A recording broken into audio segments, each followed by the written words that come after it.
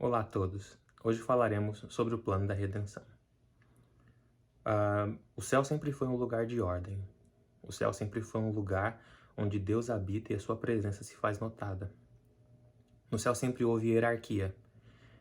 E a hierarquia sempre veio da parte de Deus, voltada a Jesus como seu filho, na época conhecido como Miguel,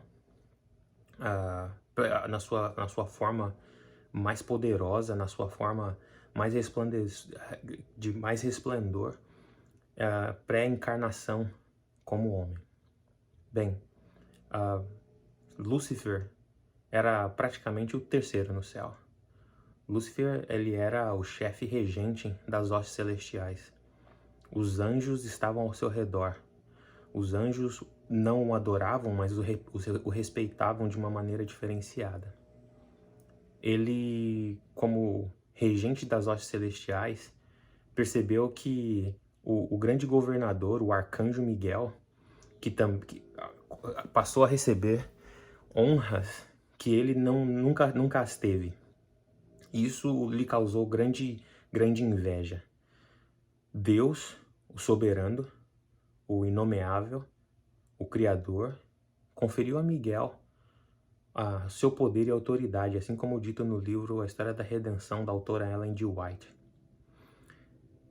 O novo governante do céu recebeu todas as honras e recebeu o papel de representar a Deus em todas as situações. Por isso, ele recebeu o direito de receber honras e glórias. E esse recebimento veio com grande inveja do anjo de luz chamado Lúcifer. Ele acabou que, com essa inveja alimentada no seu coração, ele foi até as hostes celestiais. Ele tentou convencê-los de que os planos de Deus e a sua lei eram indignas, de que o plano de Deus para colocar Miguel, para colocar Jesus ou Yeshua como sendo o grande regente e o digno de honra e glória e o único digno de se assentar ao lado do Pai na sua corte celestial, era injusta, porque a partir disso ele dizia que o argumento que ele colocou para que isso fosse levado aos anjos era de que as leis de Deus eram injustas, de que as leis de Deus elas trariam algum tipo de restrição à liberdade dos anjos. Muitos dos anjos, dos mais altos postos, das mais diferentes formações, dos mais diferentes tipos, foram contra Lúcifer. Porém, ele conseguiu convencer alguns. E ele passou a plantar a discórdia no céu. E a discórdia veio de maneira tão arrebatadora e grande que muitos desses anjos passaram a tentar influenciar de maneira mais poderosa os anjos que não se renderam à sua presença.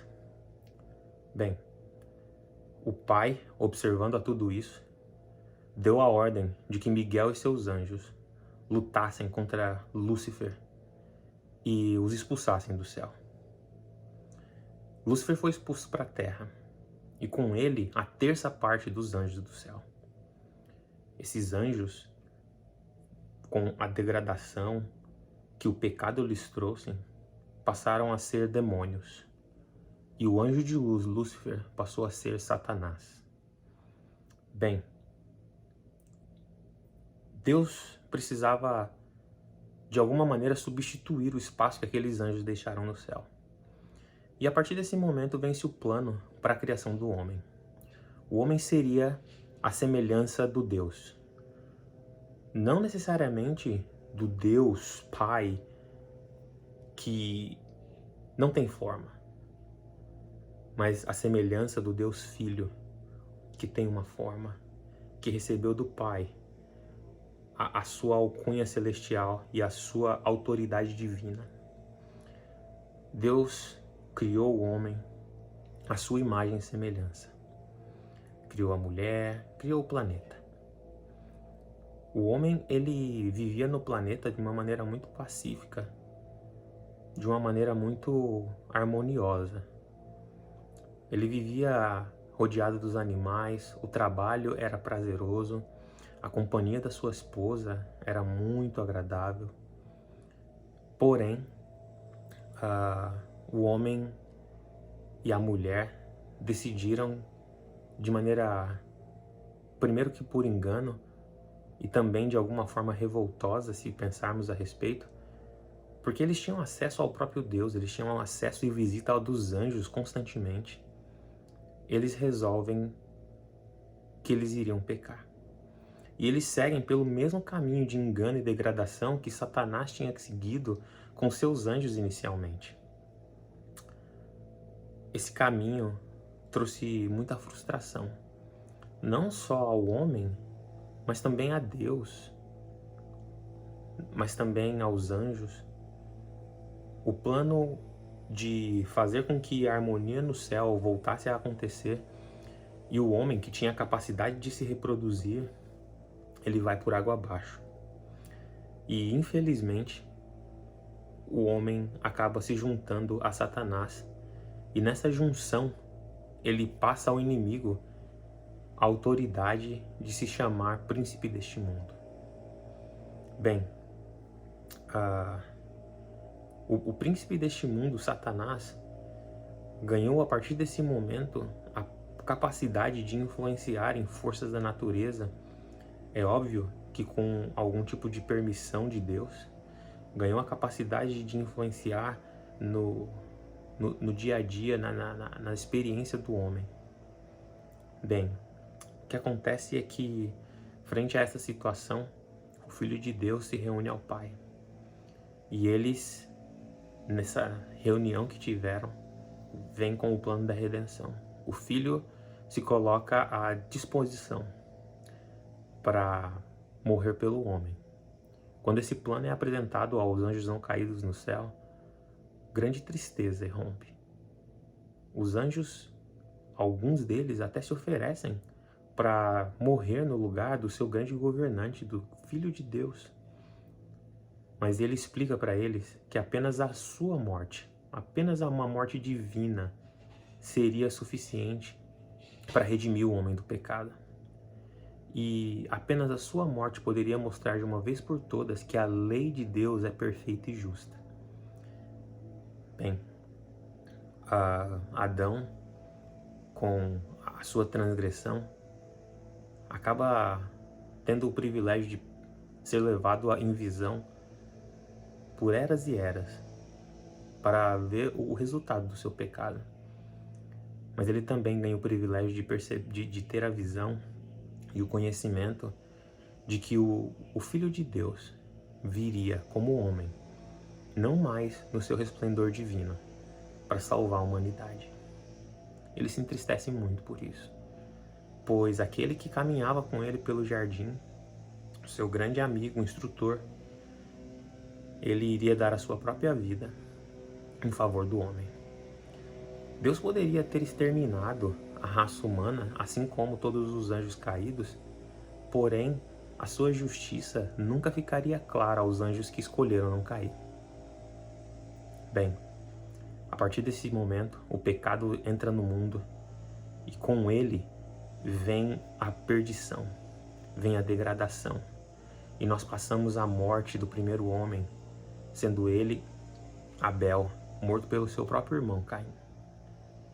Os seus descendentes se multiplicam com uma natureza pecaminosa vinda daquele momento de pecado que o homem teve com seu pai Adão.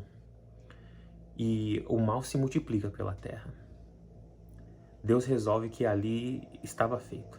Era o suficiente que o homem, como o homem e a raça humana, seriam destruídos.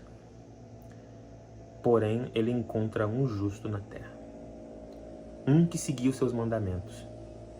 Neste tempo, o sacerdote, ele foi colocado como sendo o chefe de cada lar. Cada chefe de cada lar era um sacerdote. Obviamente que Noé, como sendo o sacerdote do seu lar, era um seguidor voraz das leis de Deus. Noé mantinha kashrut em relação aos animais impuros e puros. Ele tinha esse conhecimento. Ele tinha um conhecimento de sacrifícios que apontavam para a vinda do escolhido Filho de Deus que morreria por nós. Desta forma, Noé, ele é escolhido como sendo o único homem que sobreviveria. O dilúvio que sobrevém, ele é tão forte, ele é tão arrasador, que os próprios demônios temeram pela sua vida. Mas Noé, dentro da arca, estava o tempo todo protegido pelo Deus eterno. Essa linhagem sacerdotal que vem de Noé passa a ser ao seu filho Sete, que algumas teorias acreditam ser Melquisedeque. E a partir algumas centenas de anos depois, Melquisedeque passa esse bastão sacerdotal para Abraão. Abraão foi o pai da fé. E quando nós olhamos a promessa de Deus feita a Abraão, através de ti todas as nações da terra serão abençoadas. E quando nós vamos mais à frente, os descendentes de Abraão, sendo o seu filho Isaque, o filho de Isaque, Jacó, que também é chamado Israel, e o povo chamado povo de Israel, que vem de toda essa linhagem, a promessa feita a esse povo é de que seriam sacerdotes entre as nações. O que significa exatamente essa passagem de bastão, esse sacerdócio do povo? Esse sacerdócio que vem desde Adão, que passa a Noé, que vai a Sete, que vai a Abraão, que vai a toda a sua descendência e se expande, não agora como sacerdócio apenas de um lar, mas sim como um sacerdócio para toda a humanidade. Esse sacerdócio nada mais é do que o juízo de Deus e uma forma de escapar a esse juízo. Deus vai julgar a todos pelo pecado que cometeram. Deus não permite o pecado, porque se permitisse, seu filho não precisaria vir. E o pecado é a transgressão da lei. Porém, o sacerdócio vem para mostrar que existe uma forma de saída, existe uma forma de redenção, existe uma forma de expiação pelo pecado. E se pecarmos, temos um sacerdote no céu. Temos a ovelha que viria para morrer no nosso lugar. E a partir do momento que colocássemos os nossos pecados em cima daquela ovelha, ela receberia a punição pelos nossos pecados. O sacerdócio levita veio para ensinar o povo como serem sacerdotes para o mundo. Mas, infelizmente, o povo de Israel como nação acabou se desviando e voltando aos caminhos de Deus várias vezes. Era um povo de dura cerviz, mas ao mesmo tempo que era um povo de dura cerviz, era o povo escolhido de Deus, a menina dos olhos de Deus e o veículo pelo qual Deus utilizaria para trazer salvação a toda a humanidade. Nós temos várias passagens ao longo do tempo do povo de Israel, do sacerdócio, do templo. Nós temos Davi, nós temos Salomão, nós temos a destruição das tribos, nós temos várias coisas acontecendo ao longo de toda a Tanakh, que também é chamada de Antigo Testamento. Deus, por muitas vezes, demonstrou seu amor e compaixão não destruindo o povo. Quando nós vamos para a história de Jonas, por exemplo, nós percebemos o amor e paciência de Deus, quando ele diz que Jonas fosse até Nínive e que pregasse o evangelho. Jonas, sabendo do amor de Deus, da sua misericórdia e do seu perdão que ele traria àquele povo, por odiar muito os ninivitas, por tudo aquilo que eles tinham causado a todos os seus descendentes, e até mesmo ao seu povo, um povo ímpio, pagão, ruim, Jonas não quis ir. Deus, de maneira miraculosa, leva Jonas a ir até Nínive, primeiro com a tempestade no barco, ele sendo jogado no mar, e passando 3 dias na barriga de um peixe e sendo jogado na praia. Ele vai contra a sua vontade e ele prega. Nós percebemos ali uma característica muito interessante na pregação de Jonas, porque se eu não sou um especialista, um conhecedor profundo, mas vi algumas palestras e alguns grandes eruditos explicando isso. As palavras utilizadas ali para o Deus de Israel, o verdadeiro, o inomeável, para os deuses que os ninivitas acabavam servindo, existe um jogo de palavras no livro de Jonas muito interessante, no qual todas as vezes em que Jonas se dirige a Deus, ele utiliza esse nome do Deus Yahweh. Todas as vezes em que os ninivitas falam, nós nos arrependeremos, vestiremos roupas de saco e nós iremos a Deus, eles não estão utilizando a mesma expressão. Eles utilizam uma expressão genérica para deuses. Isso nos arremete à possibilidade de Jonas, na sua relutância em levar a mensagem aos ninivitas, de que ele pregou arrependimento, mas não necessariamente levou a mensagem do sacerdócio e juízo divino que viria. Ele disse, Deus vai destruir vocês caso vocês não se arrependam. Arrependam-se dos seus pecados. E eles, mesmo com parte da mensagem, que não era a mensagem que Deus tinha falado para Jonas fazer, eles se vestem com roupa de saco, eles se arrependem e eles voltam para Deus.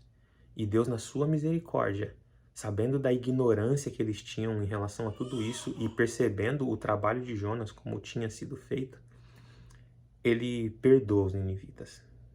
Bem, Jonas tem toda uma passagem onde ele tem uma boboreira que cresce para lhe dar sombra, e ele percebe ali que o seu amor por aquela planta não poderia de maneira alguma ser maior do que o amor de Deus pelos ninivitas. E que mesmo eles não tendo tido acesso a toda a mensagem do juízo, eles se arrependeram e por isso escaparam ao juízo de Deus. Bem, o que acontece é que a mensagem do juízo é a seguinte: o salário do pecado é a morte. E a única forma de remissão do pecado, de perdão do pecado, é por meio de sangue. Esse sangue muitas vezes foi colocado sobre o cordeiro, que não era um sacrifício suficiente. Porém, era apenas uma sombra do grande Cordeiro de Deus, o Filho de Deus que viria para a remissão desses pecados. Chega o tempo em que o Messias viria, o Redentor de Israel e do mundo. Bem, ele veio, ele andou sobre essa terra como homem. Ele que deixou toda a sua glória, todo o seu poder, toda a sua majestade no céu e veio como homem. Um homem que não tinha uma aparência que impressionava ninguém. Jesus poderia se passar por qualquer pessoa na rua e provavelmente, se não soubéssemos quem ele era e não tivéssemos alguma interação com ele, nós iríamos passar como um homem comum, uma pessoa qualquer. Porém, ao estarmos perto dele de alguma forma, ouvir as suas palavras, não teria como, para o ouvido mais atento e para o coração mais sensível, não perceber que ali nós tínhamos algo diferente. Era o Filho de Deus, encarnado nessa terra. Por 3 anos e meio, Jesus, em seu ministério, pregou. Ele curou os doentes. Ele chegou até a ressuscitar Lázaro. E Satanás, por todo esse tempo, como sendo o Lúcifer, o grande oponente do Filho de Deus no céu, ele lutou contra Jesus de todas as formas. Ele colocou todos os empecilhos possíveis no caminho de Jesus para que o plano da redenção não fosse executado. Jesus vai ao Getsemane e ali todas as forças do inimigo foram colocadas para fazer com que Jesus desistisse na sua forma mais sensível, porque Adão caiu numa forma gloriosa, sem pecado, sem nenhuma degeneração, e ali ele caiu frente à cilada do inimigo. Jesus tinha um corpo degradado pelo tempo de pecado que a humanidade já tinha feito de Adão até o seu tempo. E Jesus ali, naquela forma humana, degradada, ele chega a suar sangue de tanta angústia que ele teve. Ele clama ao Pai. O Pai estava com ele. mas ele não podia ser visto. Jesus precisava sofrer o sofrimento de todos os pecados de todos os santos de todos os tempos. Todos os que se arrependessem sinceramente dos seus pecados, o sofrimento que era reservado a eles precisaria estar em Jesus. Jesus sofre um sofrimento inimaginável. Jesus é castigado de todas as maneiras possíveis e imagináveis, do ponto de vista mental, do ponto de vista de consciência, do ponto de vista de desconfiança. Ele é levado até a cruz. E na cruz, o céu se escurece. E trovões vêm de todos os lados e a terra geme pela morte do Filho de Deus, o grande Senhor do universo que está ali sendo morto pelo pecado de cada um de nós. Nesse momento, onde o céu está mais escuro, onde tudo parece perdido, e Jesus olha em volta e diz: Senhor meu Deus, por que você me desamparou? Nesse momento mais difícil, porque eu estou sentindo desamparado, porque eu não te vejo. Neste momento, todas as hostes celestiais, com todo o seu poder, o próprio Deus estava ao lado de Jesus na cruz, mas eles não podiam se deixar ser vistos. Uma escuridão tão densa cobria a presença do próprio Deus ali naquele momento com Jesus, que estava morrendo para que o homem tivesse a possibilidade de ser salvo. Bem, Jesus morre. Quando Jesus morre, Satanás exulta. Da mesma forma que Satanás ficou tão feliz quando o homem cai, ele fica muito mais feliz quando Jesus morre, porque ali ele imaginou que a sua vitória era certa. E para impedir qualquer possibilidade de retorno, Satanás não só influencia os homens a ter forças romanas ali na frente do túmulo do corpo de Jesus, mas todo o exército satânico e o próprio diabo estavam com espadas empunhadas nas suas mãos para impedir que alguma coisa viesse daquele túmulo, para que Jesus ressuscitasse e o plano da redenção estivesse completamente feito. O sangue de Jesus já tinha sido suficiente para remir o pecado de todos. E agora ele, por merecimento, ele precisava voltar a Deus. O próprio Deus dá a ordem para o seu anjo mais poderoso. E Gabriel, ele vem cortando as galáxias, ele vem pelas estrelas, ele passa por todos os lugares, ele vem numa velocidade indescritível. E ele vem cortando os céus. E ele chega naquele túmulo onde não apenas soldados humanos, guiados pelas forças satânicas, mas todos os exércitos do inimigo, os anjos, que por sua vez agora eram demônios, e o próprio diabo, Satanás, estavam ali presentes. Mas a glória daquele anjo refletia a glória de Deus, e nenhum deles pôde ficar de pé na frente da glória do Deus Todo-Poderoso. Aquele anjo arrasta a pedra, como se fosse uma pena. Ele entra, e ele dá a voz de comando que diz: Jesus, Filho de Deus, levanta que teu Pai te chama. Bem, Jesus levanta e ele vem glorioso. Ele ressuscita. E com a sua ressurreição, o plano da redenção estava praticamente completo. Agora Jesus, não apenas como Cordeiro de Deus que se sacrificou pelo mundo, ele também ressuscita como sacerdote, que vai intermediar pelo povo de Deus frente ao Pai. E todas as vezes que um de nós pecamos, e nós nos arrependemos sinceramente, e nós nomeamos nossos pecados aos pés de Cristo, ele leva ao Pai. E ele diz: eu morri, e eu sofri, e eu dei o meu sangue por este pecado. Coloque ele na minha conta. E assim como no dia de Yom Kippur, onde tínhamos 2 bodes, um bode para o Senhor e um bode para Azazel. No dia da grande purificação do santuário, onde o sumo sacerdote entrava praticamente a única vez que o sacerdote entrava no Santo dos Santos, no tabernáculo, nós tínhamos ali uma cerimônia onde um bode morria pelos pecados do povo. E nós tínhamos ali um outro bode, que sobre ele era colocado os pecados do povo e ele era jogado no deserto. Ele não recebia os pecados do povo como forma de remissão, mas como forma de punição. A punição que deveria ser do pecador ia para aquele bode. Porque um bode representava a morte que o pecador deveria ter e o outro recebia a punição e a culpa por todo aquele pecado. Jesus veio como o Cordeiro de Deus que morreu pelo pecador. E Satanás será o bode que receberá a culpa por todo o pecado, porque ele tem influenciado pelas eras os pecados de todos os seres humanos até então e que ainda pecarão. Ó, meu amigo, por favor, eu te imploro.